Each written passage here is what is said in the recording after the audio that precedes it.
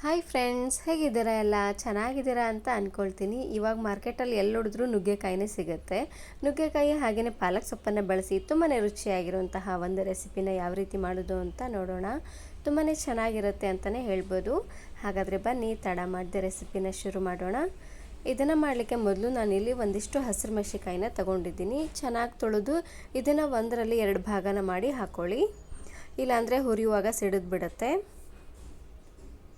ಇವಾಗ ಹಸಿರು ಮೆಣಸಿಕಾಯಿನ ಒಂದು ಪ್ಯಾನಲ್ಲಿ ಹಾಕ್ಕೊಂಡು ಹುರ್ಕೊಳ್ತಾ ಇದ್ದೀನಿ. ಮೊದಲು ಇದನ್ನು ಹಾಗೆ ಹುರ್ಕೊಳ್ಬೇಕು, ಎಣ್ಣೆ ಏನೂ ಹಾಕೋದು ಬೇಡ. ಮೆಣಸಿಕಾಯಿನ ತೊಳೆಯುವಾಗ ಸ್ವಲ್ಪ ನೀರೇನಾದರೂ ಇದ್ದರೆ ಇದೆಲ್ಲ ಹೋಗಿಬಿಡುತ್ತೆ. ಹಾಗಾಗಿ ಅಲ್ಲಿವರೆಗೂ ಇದನ್ನು ಇದೇ ರೀತಿಯಾಗಿ ಬಾಡಿಸ್ಕೊಳ್ಳಿ. ನೋಡಿ, ಸ್ವಲ್ಪ ಇದರಲ್ಲಿರುವಂಥ ನೀರೆಲ್ಲ ಹೋದಾದಮೇಲೆ ಇವಾಗ ನಾನಿಲ್ಲಿ ಸ್ವಲ್ಪ ಎಣ್ಣೆನ ಹಾಕ್ಕೊಳ್ತಾ ಇದ್ದೀನಿ. 2ರಿಂದ 3 ಚಮಚ ಆಗುವಷ್ಟು ಎಣ್ಣೆನ ಹಾಕ್ಕೊಂಡು ಇವಾಗ ಉರಿನ ಪೂರ್ತಿಯಾಗಿ ಲೋ ಫ್ಲೇಮ್ನಲ್ಲೇ ಇಟ್ಟು ಮೆಣಸಿಕಾಯಿ ಎಲ್ಲ ಚೆನ್ನಾಗಿ ಹುರಿಬೇಕು. ನೋಡಿ, ಅಲ್ಲಿವರೆಗೂ ಇದನ್ನು ಹುರ್ಕೊಂಡು ತಗೊಳ್ಳಿ. ಮೆಣಸಿಕಾಯಿ ಹುರಿಯುವಾಗಲೇ ಗೊತ್ತಾಗ್ಬಿಡುತ್ತೆ ಮೆಣಸಿಕಾಯಿ ಖಾರವಾಗಿದೆಯೋ ಅಥವಾ ಸಪ್ಪಾಗಿದೆಯೋ ಅಂತ. ಪೂರ್ತಿ ಘಾಟ ಬಂದರೆ ಮೆಣಸಿಕಾಯಿ ಪೂರ್ತಿ ಖಾರವಾಗಿದೆ ಅಂತ ಅರ್ಥ.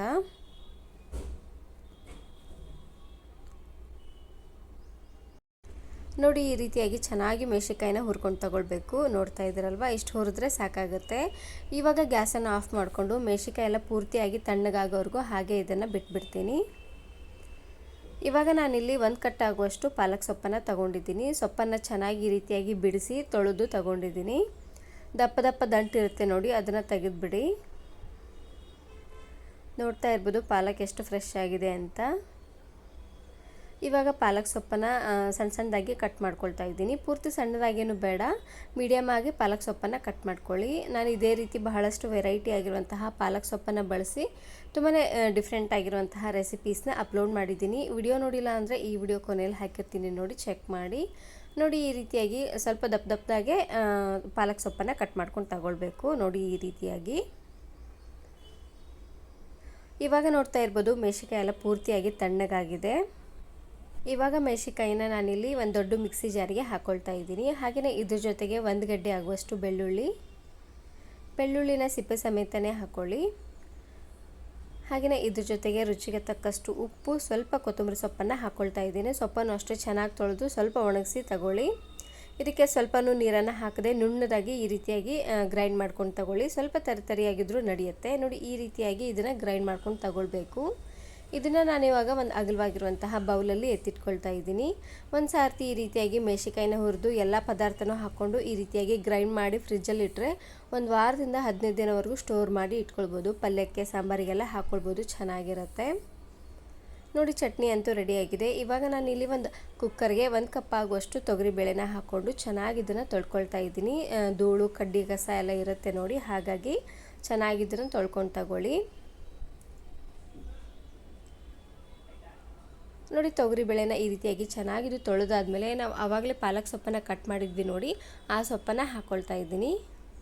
ದಪ್ಪವಾಗಿರುವಂಥ ದಂಟಿದ್ರೆ ಅದನ್ನು ಹಾಕ್ಕೊಳ್ಳಿಕ್ಕೆ ಹೋಗಬೇಡಿ, ಯಾಕಂದರೆ ಆ ದಂಟು ಬೇಗ ಬೇಯೋದಿಲ್ಲ. ಆದಷ್ಟು ಎಳೆ ದಂಟಿರುತ್ತೆ ನೋಡಿ, ಅದನ್ನು ಹಾಕ್ಕೊಳ್ಳಿ, ಚೆನ್ನಾಗಿ ಬೇಯುತ್ತೆ. ನೋಡಿ, ಈ ರೀತಿಯಾಗಿರುವಂಥ ದಪ್ಪ ದಂಟಿದ್ರೆ ಅದನ್ನು ತೆಗೆದುಬಿಡಿ. ಕುಕ್ಕರಲ್ಲಿ ಹಾಕಿದ್ರೆ ಬೇಗ ಚೆನ್ನಾಗಿ ಬೇಯೋದಿಲ್ಲ. ಹಾಗಾಗಿ ನೋಡಿ, ಪಾಲಕ್ ಸೊಪ್ಪನ್ನು ಹಾಕ್ಕೊಂಡಾದ್ಮೇಲೆ ಇವಾಗ ನಾನಿಲ್ಲಿ ಸ್ವಲ್ಪ ಕೊತ್ತಂಬರಿ ಸೊಪ್ಪನ್ನು ಹಾಕ್ಕೊಳ್ತಾ ಇದ್ದೀನಿ. ಹಾಗೆಯೇ 1 ಗಡ್ಡೆ ಆಗುವಷ್ಟು ಬೆಳ್ಳುಳ್ಳಿ, ಮೀಡಿಯಮ್ ಸೈಜಿನ ಒಂದು 4 ಟೊಮೆಟೊನ ಹಾಕ್ಕೊಳ್ತಾ ಇದ್ದೀನಿ. ಚೆನ್ನಾಗಿ ಹುಳಿಯಾಗಿರುತ್ತೆ. ಟೊಮೆಟೊನ ಸ್ವಲ್ಪ ಜಾಸ್ತಿ ಅನ್ನೋಂಗೆ ಹಾಕ್ಕೊಳ್ಳಿ. ಹಾಗೆಯೇ 1 ಚಮಚ ಆಗುವಷ್ಟು ಇವಾಗ ತಾನೇ ಹುರಿದು ಗ್ರೈಂಡ್ ಮಾಡಿದ್ವಿ ನೋಡಿ ಮೆಣಸಿಕಾಯಿ ಪೇಸ್ಟು, ಅದನ್ನು ಹಾಕ್ಕೊಳ್ತಾ ಇದ್ದೀನಿ. ಹಾಗೆಯೇ ಅರ್ಧ ಚಮಚ ಆಗುವಷ್ಟು ಅರಶಿನ ಪುಡಿನ ಹಾಕ್ಕೊಳ್ತಾ ಇದ್ದೀನಿ. ಎಲ್ಲವನ್ನು ಹಾಕ್ಕೊಂಡು ಇದಕ್ಕೆ ಸ್ವಲ್ಪ ನೀರನ್ನು ಹಾಕ್ಕೊಂಡು ಒಂದು 3ರಿಂದ 4 ವಿಸಿಲ್ ಕೂಗಿಸ್ಕೊಂಡು ತಗೊಳ್ಳಿ. ಬೇಳೆ ಎಲ್ಲ ಪೂರ್ತಿ ಮೆತ್ತಗಾಗಿ ಬೇಯಬೇಕು. ನೋಡಿ, ಈ ರೀತಿಯಾಗಿ ಚೆನ್ನಾಗಿದ್ದು ಬೇಳೆ ಎಲ್ಲ ಬೆಂದಾದಮೇಲೆ ಇವಾಗ ನಾನಿಲ್ಲಿ ಸ್ಮ್ಯಾಶರ್ನ ಸಹಾಯದಿಂದ ಸ್ಮ್ಯಾಶ್ ಮಾಡ್ಕೊಳ್ತಾ ಇದ್ದೀನಿ. ಚೆನ್ನಾಗಿ ನುಣ್ಣದಾಗಿ ಇದನ್ನು ಸ್ಮ್ಯಾಶ್ ಮಾಡ್ಕೊಂಡು ತಗೊಳ್ಳಿ. ಪಾಲಕ್ ಸೊಪ್ಪು, ಬೆಳ್ಳುಳ್ಳಿ, ಟೊಮೆಟೊ ಹಾಗೆಯೇ ಬೇಳೆ ಎಲ್ಲ ಒಂದಕ್ಕೊಂದು ಚೆನ್ನಾಗಿ ಹೊಂದ್ಕೊಳ್ಬೇಕು. ನೋಡಿ, ಅಲ್ಲಿವರೆಗೂ ಇದನ್ನು ಚೆನ್ನಾಗಿ ನುಣ್ಣದಾಗಿ ಸ್ಮ್ಯಾಶ್ ಮಾಡ್ಕೊಂಡು ತಗೊಳ್ಬೇಕು. ನೋಡಿ, ಈ ರೀತಿಯಾಗಿ ನುಣ್ಣದಾಗಿ ಇದನ್ನು ಸ್ಮ್ಯಾಶ್ ಮಾಡ್ಕೊಂಡು ತಗೊಳ್ಳಿ.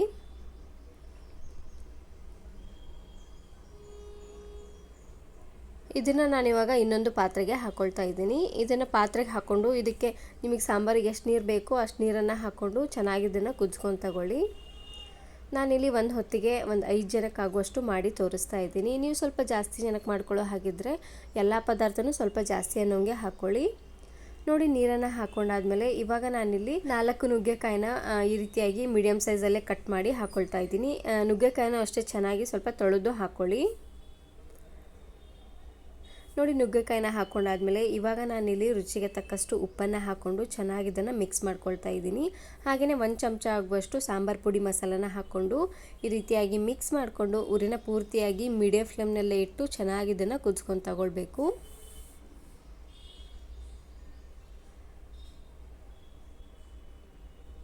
ಇವಾಗ ನೋಡಲಿಕ್ಕೆ ಸಾಂಬಾರು ಸ್ವಲ್ಪ ತೆಳ್ಳ ಅನ್ನಿಸ್ಬೋದು, ಆಮೇಲೆ ಇದು ಪೂರ್ತಿಯಾಗಿ ಕುದ್ದಾದ್ಮೇಲೆ ಚೆನ್ನಾಗಿ ಗಟ್ಟಿಯಾಗಿ ಬರುತ್ತೆ. ಇವಾಗ ಪ್ಲೇಟನ್ನು ಈ ರೀತಿಯಾಗಿ ಅರ್ಧಕ್ಕೆ ಮುಚ್ಚಿ ಬೇಯಿಸ್ಕೊಳ್ಳಿ, ಇಲ್ಲಾಂದರೆ ಉಕ್ಕಿ ಚೆಲ್ಲೋಗ್ಬಿಡತ್ತೆ. ಇವಾಗ ನೋಡ್ತಾ ಇರ್ಬೋದು ಸಾಂಬಾರು ಚೆನ್ನಾಗಿ ಕುದಿ ಬರ್ತಾ ಇದೆ. ಈ ಟೈಮಲ್ಲಿ ಒಂದು ಸಾರ್ತಿ ಈ ರೀತಿಯಾಗಿ ಚೆನ್ನಾಗಿ ಇದನ್ನು ಮಿಕ್ಸ್ ಮಾಡಿಕೊಂಡು ರುಚಿ ನೋಡಿ, ಉಪ್ಪೇನಾದರೂ ಸ್ವಲ್ಪ ಕಡಿಮೆ ಅಂತ ಅನಿಸಿದ್ರೆ ಇನ್ನು ಸ್ವಲ್ಪ ಉಪ್ಪನ್ನು ಸಹ ನೀವಿಲ್ಲಿ ಹಾಕ್ಕೊಂಡು ಕುದಿಸ್ಕೊಳ್ಬೋದು. ಇವಾಗ ಉರಿನ ಪೂರ್ತಿಯಾಗಿ ಲೋ ಫ್ಲೇಮ್ನಲ್ಲೇ ಇಟ್ಟು ಚೆನ್ನಾಗಿ ಇದನ್ನು ಬೇಯಿಸ್ಕೊಂಡು ತಗೊಳ್ಳಿ. ನುಗ್ಗೆಕಾಯಿ ಎಲ್ಲ ಚೆನ್ನಾಗಿ ಬೇಯೋವರೆಗೂ ಬೇಯಿಸ್ಕೊಂಡ್ರೆ ಆಯಿತು. ತುಂಬಾ ರುಚಿಯಾಗಿರುವಂತಹ ಸಾಂಬಾರು ರೆಡಿಯಾಗಿ ಹೋಗ್ಬಿಡುತ್ತೆ. ಇವಾಗ ನೋಡ್ತಾ ಇರ್ಬೋದು ಎಷ್ಟು ಗಟ್ಟಿಯಾಗಿ ಬಂದಿದೆ ಅಂತ, ನೋಡ್ತಾ ಇದ್ದೀರಲ್ವ. ಸಾಂಬಾರೆಲ್ಲ ಈ ರೀತಿಯಾಗಿ ಗಟ್ಟಿಯಾಗಿ ನುಗ್ಗೆಕಾಯಿ ಎಲ್ಲ ಸ್ವಲ್ಪ ಸಾಫ್ಟಾಗಿ ಬೇಯೋವರೆಗೂ ಬೇಯಿಸ್ಕೊಂಡ್ರೆ ಆಯಿತು. ತುಂಬಾ ರುಚಿಯಾಗಿರುವಂತಹ ಪಾಲಕ್ ಸೊಪ್ಪು ಹಾಗೆ ನುಗ್ಗೆಕಾಯಿ ಸಾಂಬಾರು ರೆಡಿಯಾಗಿ ಹೋಗ್ಬಿಡುತ್ತೆ. ಇವಾಗ ನಾನಿಲ್ಲಿ ನಾವು ಆವಾಗಲೇ ಮೆಣಸಿನ್ಕಾಯಿನ ಹುರ್ಕೊಂಡಿದ್ವಿ ನೋಡಿ, ಅದೇ ಪ್ಯಾನ್ಗೆ ಸ್ವಲ್ಪ ಎಣ್ಣೆನ ಹಾಕ್ಕೊಂಡು ಸಾಂಬಾರಿಗೆ ಒಗ್ಗರಣೆನ ಮಾಡ್ಕೊಳ್ತಾ ಇದ್ದೀನಿ. ಒಂದು 3ರಿಂದ 4 ಚಮಚ ಆಗುವಷ್ಟು ಎಣ್ಣೆ, ಹಾಗೆಯೇ ಅರ್ಧ ಚಮಚ ಆಗುವಷ್ಟು ಸಾಸಿವೆ, ಅರ್ಧ ಚಮಚ ಆಗುವಷ್ಟು ಜೀರಿಗೆ, ಹಾಗೆಯೇ 1 ಎಸಳಾಗುವಷ್ಟು ಕರಿಬೇವು ಸೊಪ್ಪನ್ನು ಹಾಕ್ಕೊಂಡು ಒಗ್ಗರಣೆನ ಮಾಡ್ಕೊಳ್ಳಿ. ನೋಡಿ ಜೀರಿಗೆ ಸಾಸಿವೆ ಎಲ್ಲ ಚೆನ್ನಾಗಿ ರೀತಿಯಾಗಿ ಚಿಟಪಟ ಅಂತ ಸಿಡಿಬೇಕು. ಸ್ವಲ್ಪ ಹಸಿಯಾಗಿದ್ದರೂ ಸಾಂಬಾರು ಚೆನ್ನಾಗಿ ಆಗೋದಿಲ್ಲ. ನೋಡಿ ಈ ರೀತಿಯಾಗಿ ಚಿಟಪಟ ಅಂತ ಸಿಡಿದಾದ್ಮೇಲೆ ಮಾಡಿಟ್ಟಿರುವಂತಹ ಸಾಂಬಾರಿಗೆ ಈ ರೀತಿಯಾಗಿ ಒಗ್ಗರಣೆನ ಹಾಕ್ಕೊಂಡ್ರೆ ಆಯಿತು. ತುಂಬಾ ರುಚಿಯಾಗಿರುವಂತಹ ಸಾಂಬಾರು ರೆಡಿಯಾಗಿ ಹೋಗ್ಬಿಡುತ್ತೆ. ಆದಷ್ಟು ಬಿಸಿ ಬಿಸಿಯಾಗಿರುವಂತಹ ಅನ್ನದ ಜೊತೆಗೆ ಈ ರೀತಿಯಾಗಿ ಸಾಂಬಾರು ಹಾಗೆಯೇ ಸ್ವಲ್ಪ ತುಪ್ಪನ ಹಾಕ್ಕೊಂಡು ತಿಂತಾ ಇದ್ದರೆ ತುಂಬಾ ರುಚಿಯಾಗಿರುತ್ತೆ ಅಂತಲೇ ಹೇಳ್ಬೋದು. ಈ ವಿಡಿಯೋ ಇಷ್ಟ ಆದರೆ ಈಗಲೇ ಒಂದು ಲೈಕ್ ಬಟನನ್ನು ಕ್ಲಿಕ್ ಮಾಡಿ ಫ್ರೆಂಡ್ಸ್ ಆ್ಯಂಡ್ ಫ್ಯಾಮಿಲಿ ಜೊತೆಗೆ ಶೇರ್ ಮಾಡಿ. Thank you. Thanks for watching.